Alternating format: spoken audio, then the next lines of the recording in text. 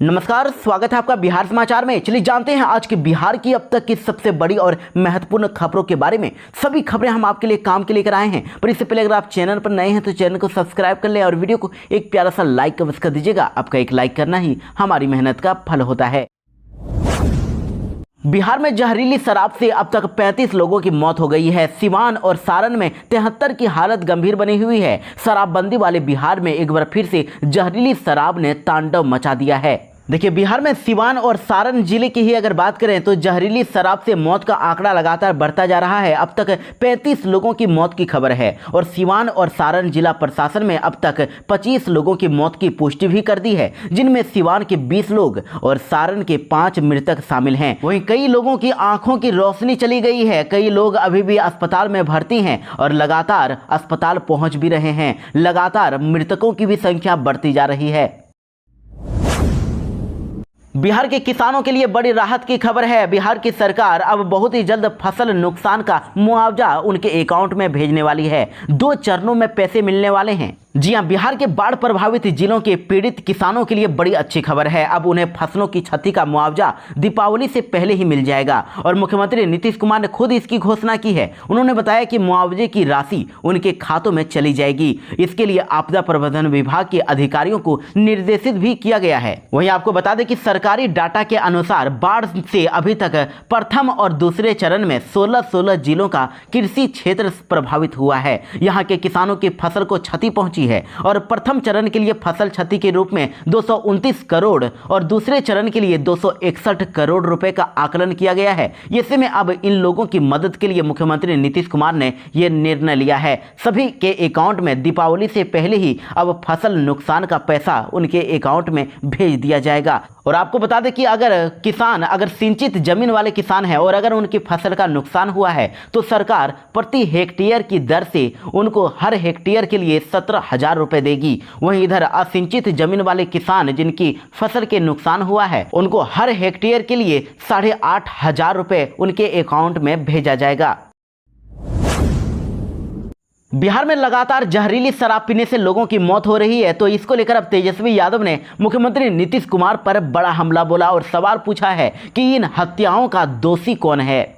यानी कि जहरीली शराब पर अब एक बार फिर से सियासत पूरी तरह से गर्म हो गई है। विपक्षी दल अब इसे मुद्दा बनाकर सरकार को घेरने की कोशिश में जुट गए हैं। अपराध और भ्रष्टाचार को लेकर डबल इंजन सरकार के खिलाफ मोर्चा खोल चुके तेजस्वी यादव ने अब जहरीली शराब कांड को लेकर सरकार से सवाल पूछा है। उन्होंने सवाल किया है कि सत्ता संरक्षण में जहरीली शराब के कारण 27 लोगों की हत्या कर दी गई है, दर्जनों की आंखों की रोशनी चली गई। बिहार में कथित शराबबंदी है, लेकिन सत्ताधारी नेताओं और पुलिस और माफिया के गठजोड़ के कारण चौक चौराहों पर शराब उपलब्ध है। यानी कि तेजस्वी यादव का कहना है कि बिहार में शराबबंदी तो है, लेकिन हर जगह शराब उपलब्ध है। सत्ता में बैठे लोग, माफिया, अधिकारी सब कंट्रोल कर रहे हैं और बिहार में जिस तरह ऐसी घटनाएं बढ़ती जा रही है, सरकार पूरी तरह से फेल है। सत्ता संरक्षण अपराध यहाँ किया जा रहा है। गरीब मारे जाते हैं और गरीबों पर मुकदमा होता है, लेकिन जो बड़े शराब के सप्लायर हैं उन लोगों को छुआ तक नहीं जाता है। कई जगहों पर तो जनता दल यूनाइटेड के कार्यकर्ता पकड़े गए हैं और बड़ी दुख की बात है कि सरकार को अफसोस तक नहीं आता है।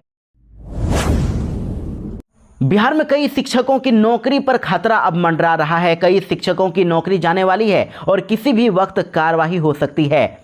और आपको रिपोर्ट जो है चौंका सकते हैं। टोटल 23,801 शिक्षकों के फर्जी डॉक्यूमेंट पाए गए हैं, जिनकी नौकरी अब खतरे में है। देखिए, आपको बता दें कि बिहार में सक्षमता परीक्षा पास करने वाले 1,87,818 नियोजित शिक्षकों में से 96 नियोजित शिक्षकों के सर्टिफिकेट प्रथम दृष्टया फर्जी पाए गए। इसके साथ ही 23,801 नियोजित शिक्षकों के एक से अधिक प्रमाण पत्र संदिग्ध पाए गए हैं। तो ये से संदिग्ध प्रमाण पत्रों की दोबारा जांच कराई जाएगी और अब अगर ये दोषी पाए जाते हैं तो उन पर कार्रवाई की जाएगी। वहीं किसी कारण से काउंसलिंग में गैर हाजिर यानी कि जो एब्सेंट रह गए, जो नहीं जा पाए, और वैध कारणों वाले शिक्षकों को दोबारा काउंसलिंग का मौका मिलेगा। काउंसलिंग की डेट जल्द ही जारी की जाएगी और सक्षमता परीक्षा पास शिक्षकों की हुई काउंसलिंग के बाद माध्यमिक शिक्षा निदेशक की अध्यक्षता में सोमवार को एक बैठक में यह निर्णय लिया गया है।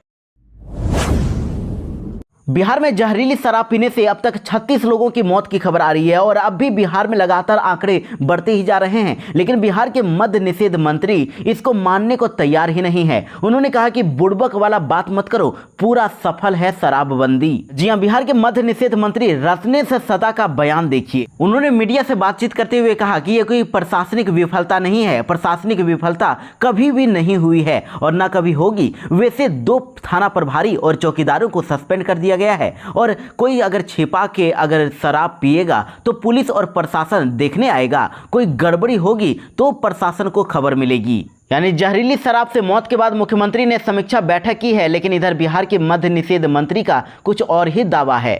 देखिए, बिहार में पूर्ण शराबबंदी है, लेकिन फिर भी बिहार में शराब पीकर कई लोगों की मौत हो गई है और इसको खुद बिहार डीजीपी ने भी मान लिया है। उन्होंने कहा कि जहरीली शराब से 25 लोगों की मौत हुई है। बिहार में बालू माफियाओं की अब खैर नहीं। बालू माफियाओं से निपटने के लिए अब एक नया प्लान तैयार किया गया है। हेलीकॉप्टर से अब घाटों की निगरानी होगी।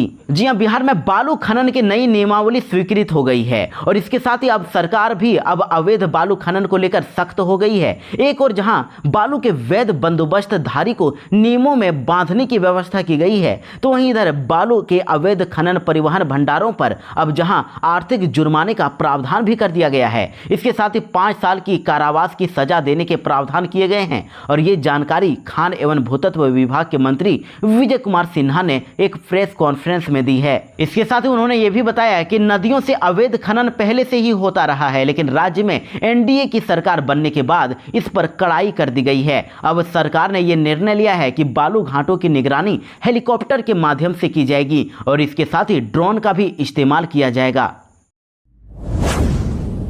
बिहार में जहरीली दारू पीने से कई लोगों की मौत हो गई, जिस पर अब प्रशांत किशोर भी भड़क गए हैं। उन्होंने कहा कि बिहार में शराबबंदी के नाम पर सिर्फ ठेके बंद हैं। वैसे जानकारी के लिए आपको बता दें कि प्रशांत किशोर ने यह ऐलान किया है कि अगर बिहार में उनकी सरकार बनती है तो तुरंत ही बिहार से शराबबंदी को खत्म कर दिया जाएगा। वैसे आप पहले इस खबर को देखिए। बिहार के छपरा और सीवान में जहरीली शराब पीने से 30 से भी ज़्यादा लोगों की मौत की खबर है। कहा जा रहा है कि 36 से भी ज़्यादा लोगों की मौत हो गई है और अब इस पर राजनीति गर्मा गई है। जन स्वराज पार्टी के सूत्रधार प्रशांत किशोर ने मुख्यमंत्री नीतीश कुमार पर अब जमकर हमला बोला है। उन्होंने कहा कि बिहार में शराबबंदी पूरी तरह से फेल है और बिहार में शराबबंदी के नाम पर सिर्फ ठेके बंद हैं, जबकि हकीकत तो यह है कि घर घर में शराब बन रही है और बिक रही है। उन्हें रोकने वाला कोई नहीं है और शराबबंदी से सिर्फ भ्रष्ट अधिकारी, नेता और शराब माफिया का फायदा हो रहा है। जनता का कोई फायदा नहीं हो रहा है। घर घर शराब बिक रही है और इससे समाज के हर तबके को परेशानी हो रही है। इसलिए जन स्वराज पार्टी शराबबंदी को हटाने की बात कर रही है। बिहार के स्कूलों में क्लास में घुसकर शिक्षकों से अगर सवाल किया तो अब खैर नहीं। माइक और कैमरा ले जाने पर शिक्षा विभाग ने रोक लगा दी है। जी हां, बिहार के सरकारी विद्यालयों में कुछ ऐसे वीडियो सामने आते हैं जिससे शिक्षकों की गुणवत्ता पर सवाल उठ रहे हैं। वीडियो में यह देखा जाता है कि अचानक कोई यूट्यूब चैनल का आईडी लेकर कोई यूट्यूबर क्लास में घुस जाता है और बच्चों और शिक्षकों से उल्टा सीधा सवाल पूछने लगता है। ऐसे में सवाल का जवाब नहीं दे पाने वाले शिक्षक और विद्यार्थियों के शैक्षणिक स्तर पर कई प्रकार की प्रतिक्रिया भी सामने आई है और इससे शिक्षा विभाग की सभी धूमिल हो रही है। इसीलिए ऐसे में शिक्षा विभाग ने ज्ञान ले लिया है और विभाग में अब ये स्पष्ट कर दिया है कि हाथ में माइक लेकर स्कूल में घुसते ही सीधे क्लास में घुसे तो खैर नहीं। कोई भी अगर इस तरह का करता है तो उस पर कार्रवाई की जाएगी। बिहार में आपके बच्चे अब स्कूलों में नहीं होंगे टॉर्चर, बनेगी एंटी चाइल्ड बुलिंग कमेटी और एनसीपीसीआर ने दिया निर्देश। जी हां, बिहार में कॉलेजों में एंटी रैगिंग कमेटी की तरह अब स्कूलों में भी एंटी चाइल्ड बुलिंग कमेटी बनेगी और ये कमेटी बच्चों को विभिन्न तरह की प्रताड़ना से बचाएगी। इसके लिए राष्ट्रीय बाल अधिकार संरक्षण आयोग ने पॉक्सो एक्ट के तहत सभी स्कूलों को दिशा निर्देश जारी कर दिया है। सभी स्कूलों को इसी साल ये कमेटी बनानी है जो 3 स्तरों पर काम करेगी। पहला, नैतिक मूल्यांकन बताना, दूसरा, अन्य बच्चों के साथ व्यवहार का तरीका सिखाना और तीसरा, बुलिंग करने पर सजा की जानकारी देना और बुलिंग करने वाले बच्चों को सजा के तौर पर सेक्शन बदलना, डांटना, अभिभावक से शिकायत करना आदि अधिकार कमेटी को रहेगा।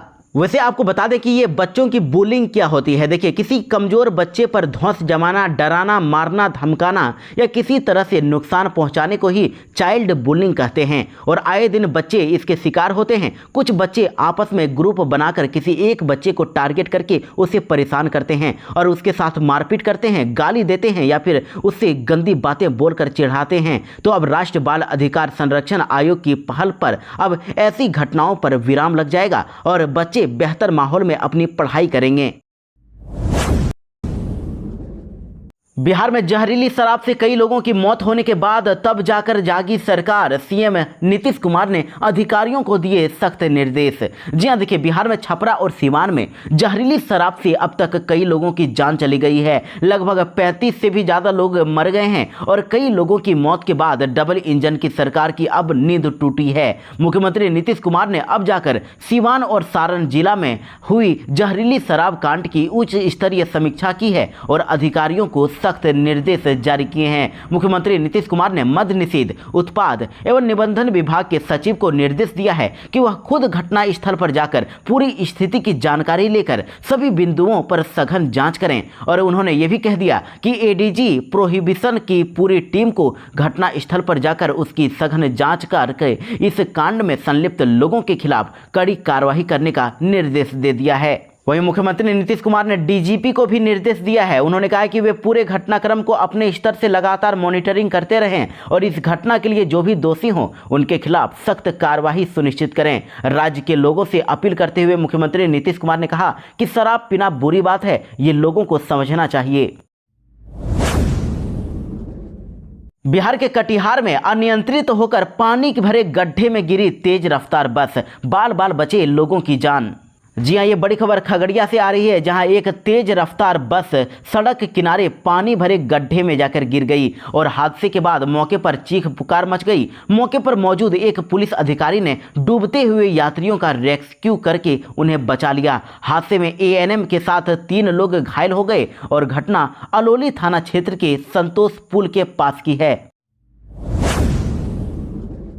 देश में एक बार फिर से बड़ा ट्रेन हादसा हो गया। हादसे की शिकार हो गई अगरतला लोकमान्य तिलक एक्सप्रेस, जिसमें 8 डिब्बे पटरी से उतर गए। जी हाँ, ये बड़ी खबर महाराष्ट्र से निकल के सामने आ रही है, जहां पर मेलगांव के पास कल एक और रेल हादसा हो गया। अगरतला लोकमान्य तिलक एक्सप्रेस के इंजन के साथ 8 डिब्बे बेपटरी हो गए, पटरी से उतर गए और हादसे के बाद इस रूट पर ट्रेनों का परिचालन बाधित हो गया है। हालांकि गनीमत यह है कि हादसे में अब तक किसी के हताहत होने की सूचना नहीं है।